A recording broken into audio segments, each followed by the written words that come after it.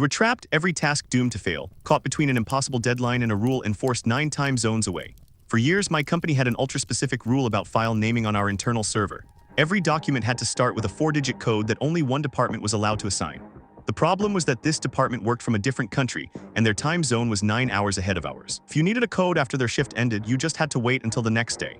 It was annoying but manageable until they introduced a new system where every task had to be logged immediately, or it would auto-close as incomplete. Basically, you couldn't finish the task until you had the code, and you couldn't mark it as pending either. Last week, I got assigned a sudden rush task at 4 p.m. The document had to be submitted within an hour. I sent a request to the naming team asking for code.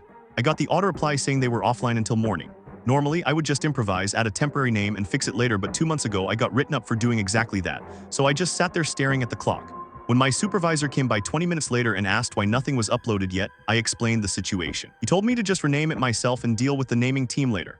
I politely reminded him that this was the exact action I had been written up for and I couldn't take that risk again. He told me to follow policy, so I did. I logged the task as blocked, waiting for proper file code.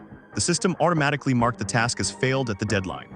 And because it was a high-priority client, the system instantly forwarded the failure to upper management. The next morning, 3 different managers were blowing up the naming team, asking why they didn't respond.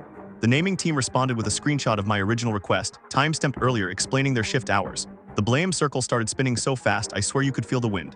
2 days later, a new rule appeared silently in our handbook. If the naming team is offline, employees may create temporary codes that follow a simplified format. No apologies, no acknowledgements, but the rule changed. And all it took was me sitting still and following their own policy word for word. Our 4-digit code rule was a daily reminder of bureaucratic absurdity. What's the most frustratingly specific company policy that's ever made your job unnecessarily complicated, especially across different time zones or departments?